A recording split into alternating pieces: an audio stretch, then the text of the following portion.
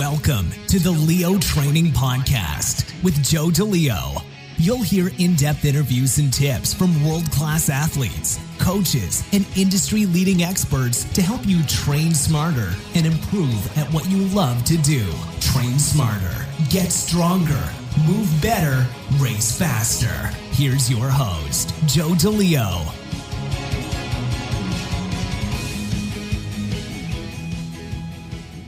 This week's podcast guest is Dr. Craig Marker.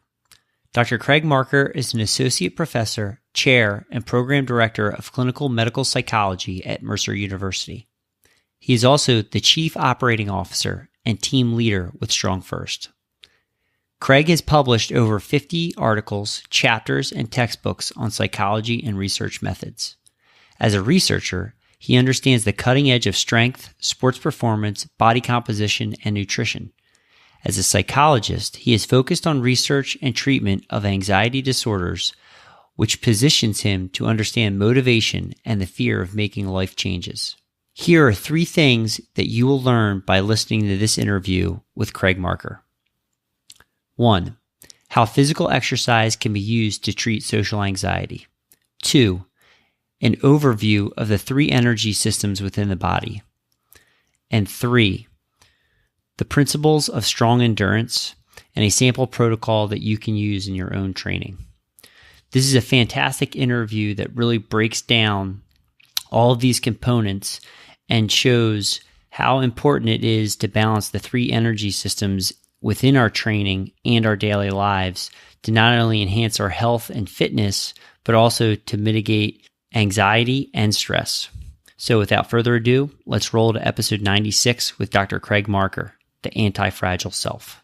I'm very pleased and excited to welcome COO of StrongFirst and Professor Craig Marker to the Leo Training Podcast. Craig, thank you for taking the time out of your weekend schedule to come onto the show and share your knowledge and expertise with the strength and conditioning community.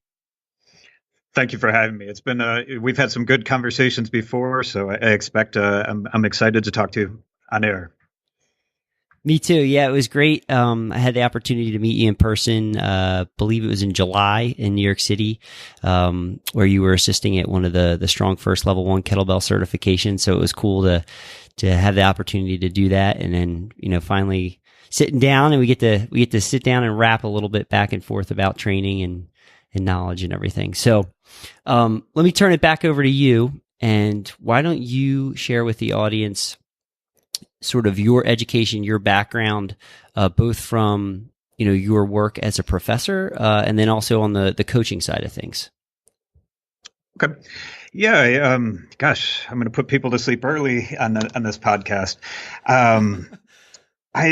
So I've been back and forth between psychology, statistics, and basic research. I've just been sort of a scientist ever since I was a kid. My parents kind of raised me to explore and to question things. So I've been back and forth between statistics and psychology. I got a master's degree in statistics and, moved forward with psychology, got a PhD, and then a postdoc respecialization in quantitative methods.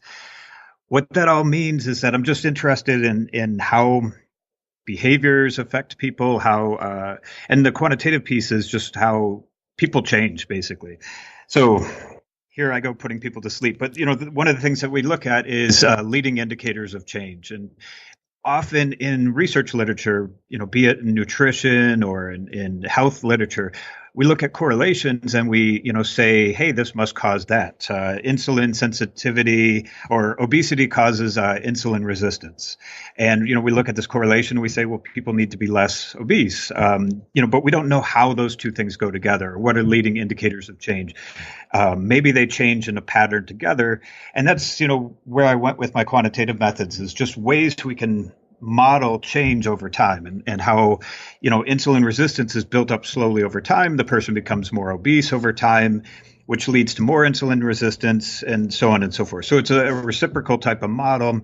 We're doing it with, right now, I've got some, grad students, great grad students, Emily Bailey, Christian Klepper, working on looking at parent-child relationships. So we've got, we track kids from birth all the way to age 15, and we're looking at how mom's mental health affects child's mental health, and we're often, blaming the mother for how kids come out, but difficult kids can make moms and dads more or less depressed or anxious too. So we're looking at just these leading indicators of change. That background has always been there, and I've been looking at nutrition and strength and conditioning, and trying to figure out what works best for myself and for others.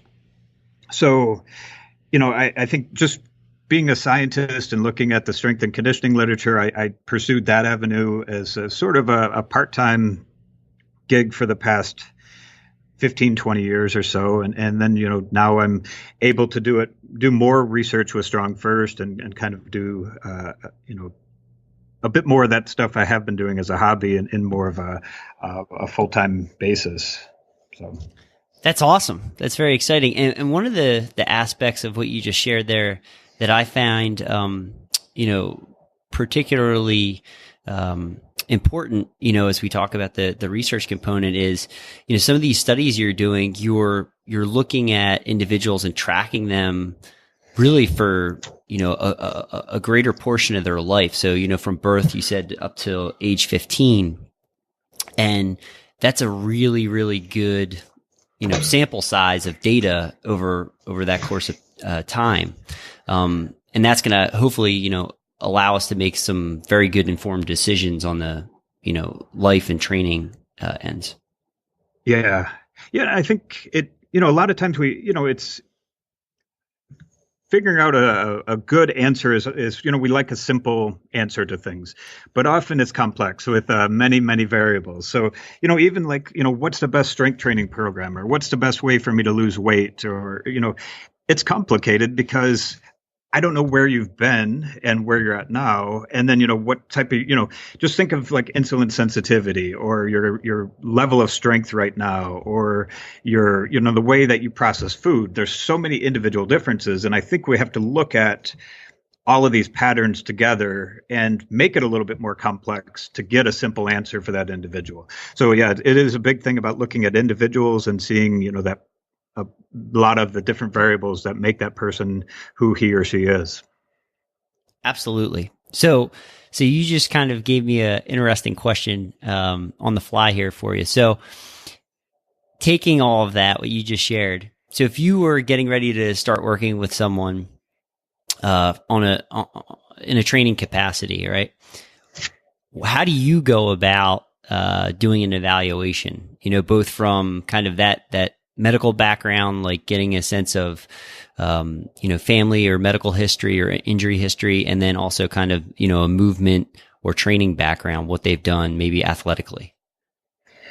You've had some much smarter people on your show that can answer that question. I mean, I follow what they say. Like, I want to know their injury background. That's one thing that I usually ask right at the beginning. I'll look at their movement patterns. I sometimes do something formal like an FMS, but, often I'll just, hey, let's do some goblet squats. Let's see, if they've done a Turkish get-up before, if they've done some swings, we can look at their movement patterns. I ask them, what's comfortable, what's uncomfortable. So I think that's a big part of it. Another part is looking at what their goals are. And, what I think their goals should be might not be what they want at all. So, it's important to find out from them where they want to go, which helps me, Pavel's going to kill me for saying this, but motivate people. And I think it's important to, not for me to motivate people, but to find their motivations to help them keep with it and stick with it. So if I can if I know what their goals are and I can remind them of their goals, then they're motivating themselves. So that's important to me to find out as well. Yeah, absolutely. I mean, identifying that helps to build the trust between the coach and the student. But it also, that's going to be reflected back into the programming as well. Right. Most definitely. Yeah. Okay. So what are some of the things that you're working on right now currently in regards to like your research and your role as a professor? Um, and again, the quantitative methods allow me to do almost anything, and it allows me to tinker in a lot of areas where I know very little about. So that works out quite well. We're looking at my main area has been anxiety disorders. So how do people with an anxiety disorder view their environment?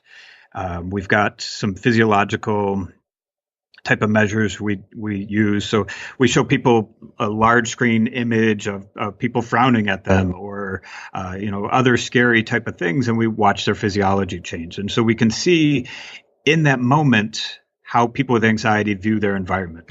And it goes along with some of the other exercise stuff that we do, looking at heart rate variability. So I can kind of combine those two type of things. One of the things we've done with social anxiety is we've had people who have been so let me go a little bit back. So with anxiety disorders, people often cushion themselves and avoid anything that's scary for them. With social anxiety, what we do is we tend to help them make their bubble a little bit larger. So we'll ask them to give speeches. We'll have them do Toastmasters and practice public speaking. We'll do things such as karaoke eventually. So, really pushing people out of their bubble. One of the things that we did with one person was have them start doing fitness classes. Being somebody with social anxiety is often afraid to perform in front of others. So we started to see this effect of getting better, but it was a much bigger effect than just the exposure itself. So we started to run a whole protocol of people with social anxiety through exercise protocols, and we saw this much bigger than expected effect. So we wondered how much this physiological changes from exercise affected their anxiety and their depression and other pieces. And currently we're running another protocol just with the exercise to see if that works by itself. So it's, a lot of these things kind of come together in the end, but as the professor work, that's where that's going. I've got a lot of other research things going on with StrongFirst, but very cool. Very cool. So to make sure I'm being accurate and kind of summarize. So using exercise to improve health as well as improve individuals who have, social anxiety and how they deal with that in a social setting. Yeah. Yep. Definitely. And I'll go a little deeper. I don't want to go too deep on this. Sure. But one of the things that we see, so the vagal nerve is one of the nerves that affect the heart, the lungs, and it affects a lot of things like digestion. So it's a big part of the sympathetic and parasympathetic nervous system. So it's what the sympathetic is what gets you going. It gets your heart rate going. It ups your respiration. Parasympathetic is what slows you down. And what we've seen with people with anxiety disorders is they've got a very responsive sympathetic nervous system. That's their gas basically. But their braking system, the parasympathetic, doesn't. It's sort of not very good. It's like having a high-speed car that has a bad braking system. So you really can't take it very fast because your braking system doesn't work so well. And their gas is kind of a bad pedal where it tends to get stuck, going really fast. So what we've done, like what we thought might be happening, is actually, instead of changing their thoughts or changing, how they react in social situations, we're actually improving their sympathetic and parasympathetic responsiveness. And we can measure that with heart rate variability and respiratory sinus arrhythmia. So exercise, we think, is affecting their mental health through this indirect type of pathway, just making them more physiologically able to handle stressors in life. Wow. Now that is pretty cool. So is there plans, I guess, like once the research portion is done, to try to bring this out like on a larger scale? Obviously that's down the road, right? But getting the data points and showing that it has some effectiveness, is that the direction you're hoping it goes? Yeah, most definitely. I think in academia, we tend to think, well, we put it out in the research literature, it's going to, take off. But your marketing background, you know that many people aren't scouring research articles to find what's effective for them. So I think that, we do need to have that second step of making it more available to the public. And, I think I don't know if I'm the person to do it, but I hope to write a book, about that, or write it in my book about that. And, maybe that, puts it out there a little bit more too. Excellent. So, what are some of the feedback that you've gotten? And this might be, more subjective, but maybe some of the things that, people have shared after going through the exercise, like the changes in how they felt, like what have they been able to express and how they are able to go throughout their day? So I'm going to, right now we're running the new group with just the exercise only. So I'm talking about people who've had, the exposure piece where we're exposing them to things they're afraid of, and the exercise piece. But the neat part of doing this is you really get to see people change their lives completely. We've had people, I'll try to change some of the details of this just to keep the person's identity private. But, we had somebody who was 40 years old, had never dated, never gone out on a date because of, his anxiety. We, he went through this protocol. Part of it was, pushing him to talk to random strangers. Over time, he started dating. We, pushed him. He's now married, happily married, and, in a different job because he's now his bubble's a lot bigger. He was, in a job that, I'll say accounting type of job where he never had to talk to anybody. And now he's, just his life has changed incredibly. So it's easy to change people's lives in these great ways when we're working with anxiety disorders. So it's very rewarding as well. That's awesome. That's so cool. So I guess the other question I have there is from, so this reminds me of that book Spark by, I'm not sure if you've ever read that. It's by Dr. I think John J. Ratty. But he talks a lot about, using exercise to kind of, deal with children that might have attention deficit disorder, and the benefits you get, the natural hormone release in the brain. And that's like the same type of triggers that occur if you were to take, recreational drugs. But you can get that quote unquote high by, engaging in physical fitness and exercise. Those are probably some of the things that are taking place on a, hormonal or biological level underneath the scene or behind the scenes, so to speak. Yeah, most definitely. And we're just measuring, some of the basic physiological type of, looking at heart rate, respiratory sinus arrhythmia, heart rate variability. But if we could do neuroimaging, it would be also interesting to see what's happening, what areas of activation are changing in the brain, et cetera. Yep. Yeah. See, now I'm going to have to go back and ask Nellie after our interview, because I'd be interested in what you're sharing. If there's potentially, if you looked at like the tissue and then they're actually going through this type of training and this fitness, is the tissue changing on a, structural level as well? And that would be something as a pathologist she would be looking at. And that to me is like, okay, if we inject some stimulus and stuff, how far does the change go? Does it go all the way down to the cellular level? Yeah.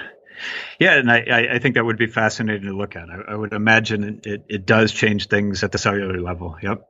Very cool. Yeah, it's fun to geek out about this stuff. Exactly. Yep. Okay, so let's shift gears just a little bit, and still kind of talking about some research, but we'll talk in the vein of StrongFirst. So one of the things that came out this past year was Strong Endurance. So could you kind of share, what is that? What's the intent and that the education behind that? Who's it designed for? And then those types of things. I think that'd be a great place for us to start. Okay. I'll get to the benefits as I go through this and who it's designed for. But, if I can go back a little bit and just talk about the basic energy systems, and I'll simplify this as much as possible. We can probably break it down it's broken down in different ways, but I'm going to just talk about 3 energy systems. We have our lactic system, which is our quick system, which allows us to sprint, but it doesn't last very long. It gives us the most power output, but peters out very quickly. So if we're going to sprint, it depends on the person, but 20, 30 yards as fast as possible, that's our lactic system. Then we have in the middle, we have this glycolytic system. It allows us to, back when I was in shape and ran track and field, I think that would be more the 400, 800 meters where it's not a sprint. You're going to feel the burn. If you do 25 curls in the gym, you're feeling the burn. That's a glycolytic system. It has a good amount of power, and it goes a little bit longer. It's not quite, it's longer lived than the a lactic system. So it goes a little bit further, a couple minutes. And then we have our aerobic system, which allows us to go for a long time. And the aerobic system uses more oxygen for fuel. If we get in a good aerobic zone, we could almost go all day, depending on our level of aerobic training. So that one, we have unlimited source of fuel. It uses fat as fuel. The glycolytic system, the in-between system, uses more carbohydrates for fuel. And the glycolytic system is where we feel the burn. So of those 3 systems, the glycolytic is the most inefficient, and it's where we see the most damage coming. We get, more stress hormones. We get our reactive oxidative species from that. That's where more of our oxidative damage comes from. And in the short term, as an exercise protocol, it tends to work really well. A lot of the high intensity training works really well for people at the beginning because it's a stressor on the system. It tends to burn a lot of fuel and, really helps people at the beginning. But long term, it's doing a lot of damage to the body. So what strong endurance is trying to do is really limit how much glycolytic system you use, how much of the burn you use. So we're working in the lactic system where we do quick sprints and building that aerobic system to have more oxygen. So a lot of the protocols use kettlebell swings. So a kettlebell swing is like jumping intensively. We're doing it at 50 to 95% of max power output. So it's almost like a sprint, and then depending on how much power we put into it, we change the rest interval. And in that rest interval, the aerobic system's kicking in and becoming more efficient at what it needs to do, either supplying, replenishing the creatine phosphate stores, or becoming more efficient in using oxygen.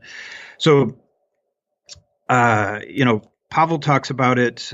He's mentioned predators and how they hunt, and he's talking more, like a short-term sprint to kill the animal, and then you rest and enjoy your kill.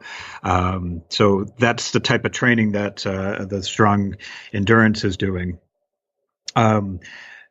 The benefits, of course, any athlete can benefit from that. But I think it's also built for almost anybody. I think, if we start looking at the longevity research, and, I started to get, really interested in that, when we're talking about the oxidation process and, how much damage that does to our cells and, building mitochondria, if we look at aging, some aging theories look at mitochondria just being less efficient and not having as much, and that's the aging process. So if we're building more efficient mitochondria, and we have mitochondria biogenesis where we build new, maybe we reduce the aging process. I think that's besides all the hormonal effects and other things that can come from it. So, with those type of, an example type program, we might swing a kettlebell 5 to 10 times. Your out of breath, almost as if you've done a sprint, and then you rest. Depending on the power output of those kettlebell swings, you rest. And there's much finer details to that, but that's sort of a gist of a basic program that people might do. And would they potentially be monitoring heart rate during this? In some protocols, we've had people do that. We've also had people. And in the newest protocol we're using an accelerometer, and we're measuring power. We really want to see people put in sort of a speed strength training program. We want to make sure people are putting in as much power as possible into their reps. As soon as that power drops off, they need more rest, or they should stop the training. So we do monitor things, but it can also be simplified into something much simpler as sort of the talk test. So if you can't talk before the next set, then you need more rest. And so we should always be replenishing our stores before the next set, so we can have a full amount of power on that next set. So again, the talk test is, can you say a couple sentences before you pick up you do the next round? Yeah, I mean, this everything you shared, that makes perfect sense to me. Especially with, as the rowing background I have, in terms of, it's labeled as an endurance sport, but it's probably more of a power endurance sport. There's kind of many different sports along the spectrum, but regardless, you're not going to race probably longer than 8 minutes, depending on the boat class and weather conditions. And the world record in the men's 8 is like 5:19, right? So let's say somewhere between 5:19 and 8 minutes. So there's going to be some very important components of glycolysis as well as aerobic to sustain that high power output for as long as possible. So, everything you're talking about, working on developing peak power, and then the ability to sustain that for as long as possible for the duration of a training session, or in this case, of a race. I mean, that's in the end, the two things that everybody's looking for is power and speed. And usually, usually if you can be pretty good in those two, you're doing okay on the across the finish line. Yep. Yeah. And I think you just hit a good point too, is depending on your goals. If I'm training a athlete of a particular sport, like rowing, there needs to be that glycolytic part of that process. You can't row 5 minutes at max power in your aerobic zone. You'd be too slow, or your lactic zone, which is going to disappear quickly. So the more we can prime those two in, the off season, and then what we do in the peaking season, we get the glycolytic system going, and, we maximize the training with the glycolytic system. So, I think traditional training is, let's train exactly how we do in the sport. So if we're in a sport that burns you, we should be burning you for every training session. If you're a fighter, we should do 3-minute rounds, just so you get to the burn. And that's maybe more the peaking season of what you're going to do with the person. In the off season, you're going to build those, the lactic and aerobic systems as much as possible. Yeah, and that's this is actually very timely too, because I'll be working with beginning next week. I'll be working with middle and high school soccer teams, and we'll have them for 3 months, and that's some of the things that I've at least to start off with programmed into their training sessions is just working on getting some of that type of stimulus early on, and then the second and third month is going to be sort of a gradual ramp up progression, so that as they get ready for the spring season, they're kind of in that top conditioning. But yeah, it has to be sort of, you can't be doing that type of high intensity training all the time throughout the year. Your body will just burn out. Exactly. Yep. And literally, well, no, I hate to use the word literally, but it is burning out in many ways. That the stress associated with those high glycolytic workouts over time really wears on the body. So I think you're right. You have to train in a smart way, and then use your glycolytic system when it's needed. So I would love to just kind of expand upon this particular point a little bit more, if that's okay with you, because I think this is actually super, super important. So we talked about the 3 energy systems, and you kind of provided a great overview of those. And then, one of the types of training that's been very popular is high intensity interval training. And people like that, especially general population like that, because they get to feel the burn. They feel like they're working really hard. And for an individual that may not have a lot of time, this gives them sort of the satisfaction potentially that, hey, I'm getting in quality work and I'm making up because I don't have tons of time available, right? But on the back end, what they may not comprehend or understand is sort of all of that metabolic damage that can be done when you do that in a high frequency and aggregate that across the year many, many times. So can we kind of talk a little bit about like, okay, if we input, let's say 3 to 4 times a week, high intensity, any type of high intensity interval training workout, whether it's cardiovascular or you're doing something with resistance training stimulus, and then you do that over and over and over again, like what's happening to the body? Yeah. And let me go with a positive effect on the body. Sure, like you said, people like to feel the burn. It's addictive to feel that burn. And, when you're done and laying in your sweat angel on the floor, like there's a very positive feeling with that. And like you talked about, like the endorphins and other pieces. So people want to feel that high. And sometimes with these anti-glycolytic workouts, we're done and it's like, okay, we're done. And, there's no laying on the floor. And, the people I train are never laying on the floor, maybe after a snatch test, but, they feel ready to go again. And, when we train special operators or military, they can't, well, I'm too tired to go today. So they need to be ready to go at all times. And that's the nice thing about these protocols is that people are, the next day, hey, I can go again. And, we're building durable people. So getting back to the question, the high intensity workouts are bringing out the glycolytic system. That's in the cellular process. It's using a lot of carbohydrates for fuel. It's an inefficient system.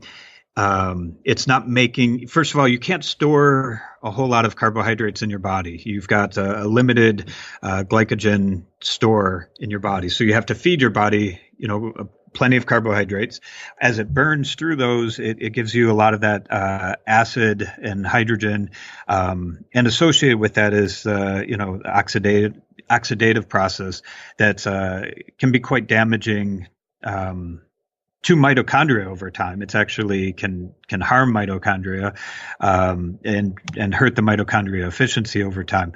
So it's over time. It's building out. It's creating a system that's just not as efficient. So you think that you're building a high efficient system. You're going to build out some of those physiological processes to be more efficient, but others you're actually harming over time. So. Craig, how does doing repeated high frequency, high intensity training, how does it harm the mitochondria, right? So what's starting to happen? The body's starting to break down, and then as a result, people may see, XYZ, either regression in training, they're getting slower, they're not able to recover, disturbed sleeping patterns, like all of these things potentially. Yeah. And what we've got a whole cascade of things happening that, what you just mentioned, with the sleep and, cortisol is, because it's a stressful process. We have also a cascade of hormones coming out of the process. So, there are certainly benefits, but there are also those side effects as well that, that are coming about over time. And I don't know how this process works, but it does seem like people get injured, over time as well. And I don't know what, if that's related at all or not, but it seems, I think it was Jeff Newport said, sometimes you just train hard, you train harder yet. and then you get injured, and that's their cycle of programming. So I don't know if there's any relationship with that injury or not, but we do see that sometimes. Very good. Thank you. That was good. That was very excellent insight there. Okay. Is there anything else that you want to touch on in regards to strong endurance or the energy systems, those topics that we just talked about before shifting gears? No, I mean, we can talk about it quite a bit, I think. I mean, I think the other piece of it is, the fuel use, and I touched on a bit. This morning we did a anti-glycolytic type training and a strong endurance type of training with, my little group that we have on Saturday mornings. And, we did 50 minutes, which is one of our longer training sessions. Usually it's much shorter than that. And I asked everybody afterwards, are you guys really hungry? And they're like, we go to breakfast anyways afterwards, but like people were like, no, I probably could go without food. And I think what happens with this type of training is you're starting to utilize fat for energy instead of carbohydrates. And when when I do a high intensity type of training protocol, I just am starving and I want to eat carbohydrates. So I feel like if people are into burning fat, that these type of training programs also work quite well, and you'll have less hunger for carbohydrates and afterwards. So you won't be continually feeding this insulin process. That's very cool. So your students are actually experiencing. Really, they're staying completely aerobic in the fat burning zone, utilizing oxygen as an energy source. Yeah, that's very interesting. I had an opportunity this past spring to go to a seminar, Fit Soul, Fit Body with Mark Allen, and he talked a lot about training and nutrition and everything. And one of the things that he said that kind of jumped out at me is that if you do a training session and you cross over into a glycolytic zone and you go from aerobic to anaerobic, it takes several hours for your body's metabolism to change back to a fat burning state. So it'll be kind of ramped up, ready to go in a glycogen. You're utilizing carbohydrate outside of that training session. That training session might be 45 minutes, might be an hour, but several hours afterwards, you're still burning carbohydrate. And I think that's a critical piece that people may miss, that it's not just the time within where you're actually exercising or training, it's outside of it as well. Yep. Yeah, we had that conversation before and we just talked hours about all kinds of things. I mean, we could really get down a rabbit hole of, eating patterns too. And just how, like I've been playing a lot with fasting, longer fasting, and I've been measuring my glucose and ketones and, trying to measure as much as possible. And, I think these type of training programs, like I don't see the hit with the insulin response as much. And, so going along with what you just said, I think that makes a lot of sense. Yeah, no, we can go down that. If you want to go that way, that's fine with me. I mean, so this will be kind of cool to share. So tomorrow's podcast, publishing is, Alan Phillips interviewed me, and that was kind of about my SFG2 preparation and stuff. So tying into the nutrition aspect. So I went to that seminar, and at the time that weekend, I weighed 211 pounds. And then right now I'm 181. So I lost. Wow. Yeah. So between May and about 2 to 3 weeks before the SFG2, September 23rd. So beginning of September, I was down to 181. And made that decision not based on the half body weight press. It was getting back kind of to some of, adding in just pure aerobic work. So running with a heart rate monitor on. And also I made that decision for family reasons. So both sides of my parents' family have some obesity issues. My grandfather's had both knees replaced. My dad's, tore his meniscus twice. So just kind of looking at some of those factors, as well as my athletic history as a rower, trying to press a very, very heavy weight overhead, and kind of having that spinal stability as somebody that's really utilized their spine more as a gas whip rather than steel rebar, if we can use those two analogies. I like to kind of be on the flexible, bendy end of things. That's what my body likes to revert back to. So kind of all of those host of factors spurred that decision to get back down there. And the training that I did was making sure, number one, that the diet was completely dialed in. So I was never, ever starving myself, and getting enough protein. So, 1 gram of protein per pound of target body weight. So I was shooting for 185 grams a day, and really getting in the aerobic work to utilize the fat burning metabolism. And it was not easy, but it worked. It was very effective, and it took time. It was, patience and stuff. But I feel so much better. So much That's better. awesome. That's a huge shift. And you're not you're a tall person too. So it's it's a long ways to press a half body weight press too. So that takes a lot on your spine as well. So that's awesome. Yeah. Yeah. It was cool. And so it's been something that has been really good. And I kind of think that also feeds back into the endurance conversation a little bit too, is that, you want those benefits. You want the speed power component. But if you look at endurance athletes, I kind of struggle to find very few that are very big in terms of body weight. Like they carry a lot of mass. They're usually quite lean, but they're also very robust and powerful individuals. So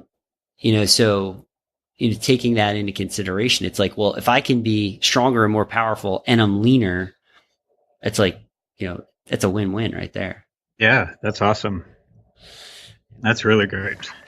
Yeah, it probably, I don't know if you've tested your pull-ups, but that's always a fun test if you lose some weight to do pull-ups and see how much better they get. So. Oh, I haven't tested them, but I've been, that's some of the progressions I'm starting to teach with some students, and just demoing, 1 to 3 reps, like the explosiveness at the bottom range of the pull-up is just remarkably different. That's awesome. Yeah. So it's cool. It's been fun, and definitely helpful in terms of turning it around and helping students and athletes on the coaching front too. So, okay. Anything else would you like to talk more about the nutrition stuff too? No. How about this? We need to get on to other topics, but let me give you a quick, I feel like we talked about the strong endurance protocol. Maybe I can give you a quick sample of something we've done. Sure. So if anybody wants to try it, I find when I go to a lot of the StrongFirst events, the Snatch test, people have problems with the Snatch test. And what often happens is that people get going, they just, fire out of the gate, trying to get as many done. 3 minutes in, it's just like they're sucking wind and just, they just went out too fast.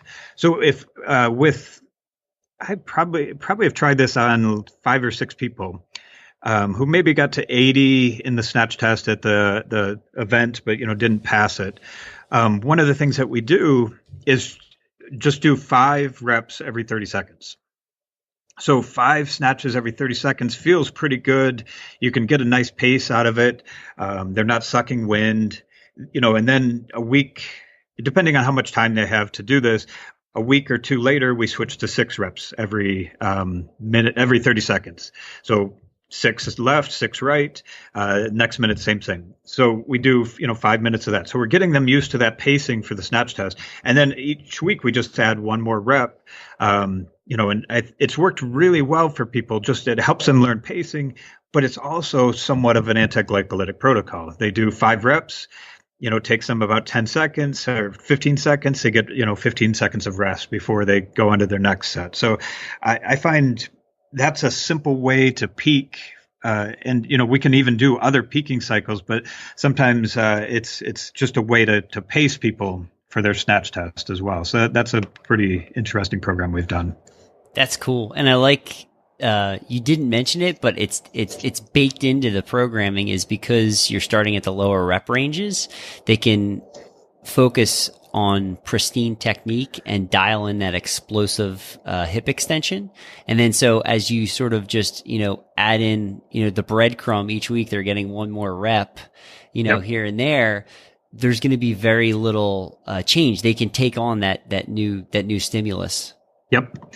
And Mark Rifkin asked, can anybody do the hard style breathing throughout the whole snatch test?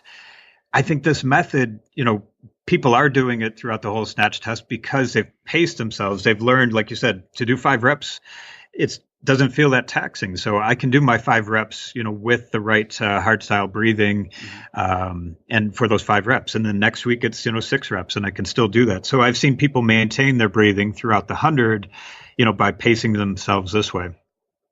Yeah. And when I did my snatch test at the level 2, that was the easiest that it had been for me. And so one of the things that we did, the running definitely helped just from a pure aerobic standpoint.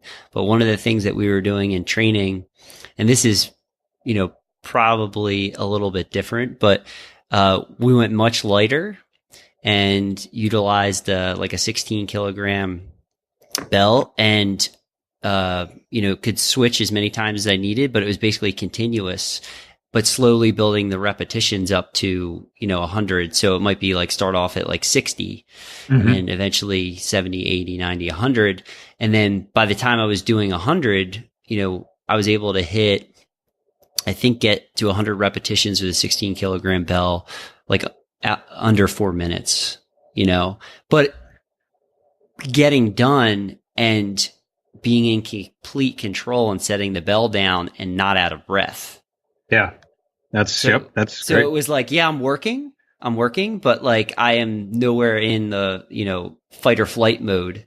It's like I'm in total control here, and I set the bell down and it's like, oh, all right, cool. You just wipe the sweat off the brow. Yeah. That's important. That's good stuff. Yeah. Cool. So we'll shift gears one more time.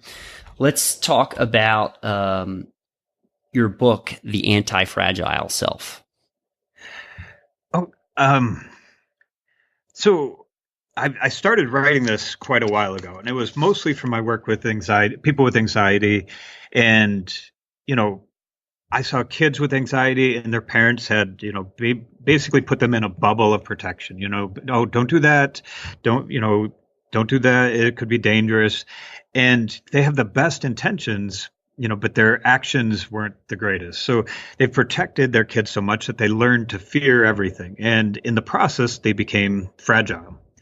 So what we do with anxiety treatment, it's the simplest thing in the world. It feels like, I feel like I'm conning people out of, whatever, we basically have them in anxiety provoking situations, and we, do it gradually and over time. Just like you build your endurance, you change your physiology. So you're not afraid of things. Your body learns to recognize that there's nothing to fear in this situation. Some of the things that we've done, I've had people with OCD, obsessive compulsive disorder, afraid of germs. And, part of the fun of this type of treatment is, I have to show them it's not dangerous. So, public restroom is probably the scariest place in the world for somebody afraid of germs. So we go into a public restroom and stick our hands in toilets and, touch really gross things. So I've always wondered, this with my hand in the toilet. So this is what all this schooling did for me, was just to teach me to put my hand in the toilet. But, so that's what we do. And what we're creating is, instead of fragile people, we're creating anti-fragile. So we're putting them through stressors that make them stronger in the long run. And the idea of anti-fragile actually is not my idea. There's a book called Anti-Fragile. He's talking more about economic models and how, certain businesses are less fragile because they've been stressed, and they test themselves with, they might put out multiple products And, they're all tested and they get rid of the weak ones and, they become less fragile in the process. So, I feel like it applies to ourselves as well. A lot of the StrongFirst principles are based on these anti-fragile principles. So we stress ourselves in a reasonable way. It's not we don't, we have this mantra in anxiety treatment: if it feels bad, do it. But that statement's limited in that, you just can't hurt yourself. There's limits to that. So it's got to be in an intelligent manner. If it feels bad, you should do it. And, same thing with strength training. We don't kill ourselves, but we give ourselves enough of a stressor to make ourselves stronger in the long run. So I started writing it about anxiety. The StrongFirst principles fit into that really well. Then it just started expanding into so many things, and I test myself more than, before I do research. So, I tried the cold exposure. I was doing a lot of that. There's actually starting to be a good amount of literature on not necessarily the Wim Hof extreme cold temperatures, but putting yourself in a 50-degree room for 2 hours, and how that helps with insulin sensitivity. So we started looking at that more. Testing myself with fasting, and seeing how that makes me stronger and affects my insulin response.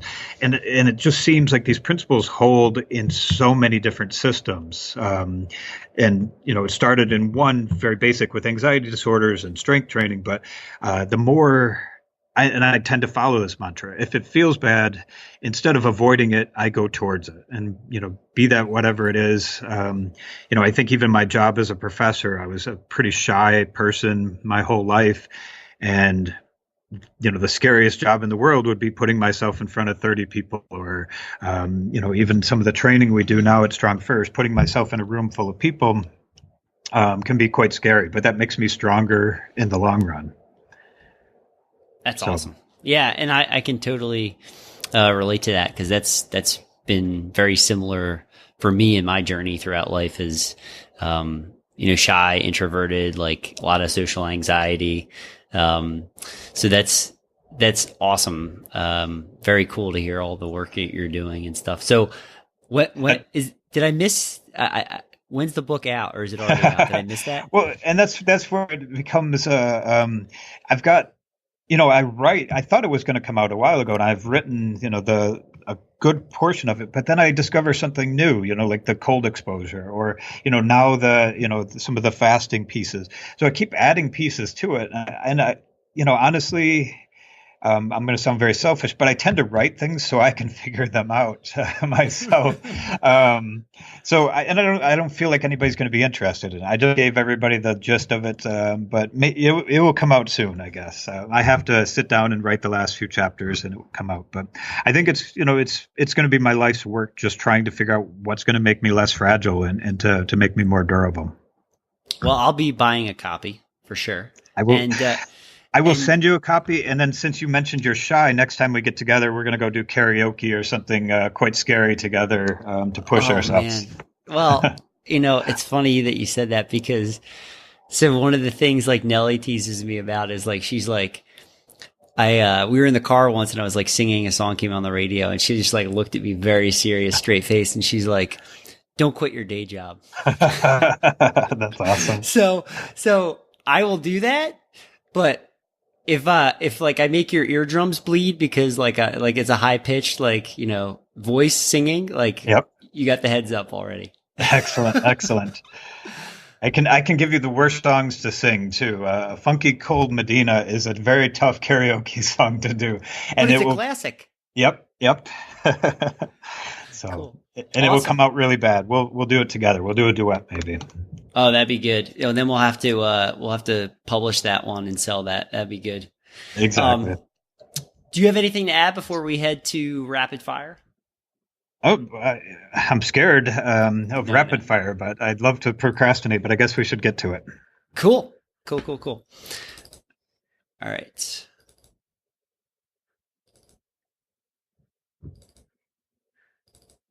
Okay. So, Craig, based on all of your knowledge and experience, If you could go back in time, what advice would you give yourself 10 years ago? I would. I think I don't know if I'd give myself advice. I think I just needed to stumble through and figure things out. I like that process. I feel like mistakes are good and makes me stronger in the long run. So I want to make the same mistakes. Excellent. What's your favorite strength training exercise if you had to pick one? Gosh, this is going to be cliche, but the kettlebell swing to me gets at the most benefit for the least amount of technicality. Excellent. How has your training changed today compared to 10 years ago? I do much smarter training. I don't get injured as much, and I do that by knowing mostly StrongFirst principles have helped me stay durable and stay healthy without getting injured. Awesome. What injury have you had previously, and how did that injury affect your training in your life? I've been pretty lucky not to have major injuries. I've got some kyphosis in my back, which affects my shoulders. And if I do a lot of, I have to really pay attention to my form on shoulder exercises, but I can get my shoulder pretty wonky easily.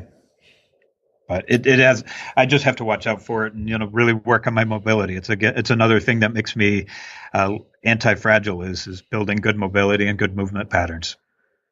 Right on. What is one thing that high school athletes should be doing more of to complement their training and their health? Swings and get-ups. You wanted one answer. I think those are, they're both quite good. I think get-ups would teach them a lot of connecting their body parts, I think. And, when I work with high school athletes, which I don't do as much as you do, I think that's connecting a body that is very strong and, teaching it to, those movement patterns, I think is probably one of the most important things to do. Absolutely. Absolutely. What is your best tip to improve recovery from a training session? Sleep. We have a newborn baby in the house, and I've noticed my power output is down on nights I don't get enough sleep. So I think sleep is, can't even say underrated because many people talk about sleep, but definitely sleep. Yeah. It's like as you get older, it's like, oh, what are you going to do tonight? Go to bed early. Exactly. The best nights in the world when you can get to bed early and get an extra hour. So, yep. Yeah. So here's the next one. So what advice would you give to, we'll say, an endurance athlete to help them to become faster or more powerful? Right. I think, it's got to be that strong endurance type of anti-glycolytic programming, in their off season, train the fast and the slow systems, or in the fast system with recovery from the slow system, avoid the glycolytic in the off season. Excellent. Excellent. All right. Last three are just pure fun here. So what's your favorite meal? Gosh, I'm not that exciting. I think after a fast is my favorite meal, whatever it is that I'm eating. But, eggs, avocados, actually, I enjoy that quite a bit. Yum. What's one book everyone should read?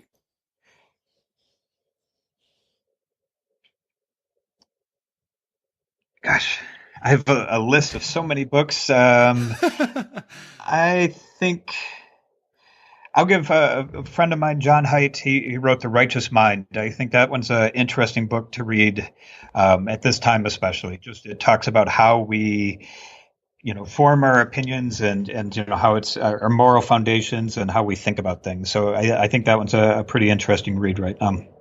Excellent. Final question: who have you studied, or do you continue to study in your career to improve and get better? Definitely Pavel. I love talking to Pavel about his ideas, and we talk not just training but just his life principles and that. But outside of that, I think Gosh, I just like to read the research. Whatever is coming out in the research, I like to be open to ideas. So there's just so much to read out there. I can't just name one person. Right on. Yeah, there's so much knowledge to soak up. Yep. Very cool.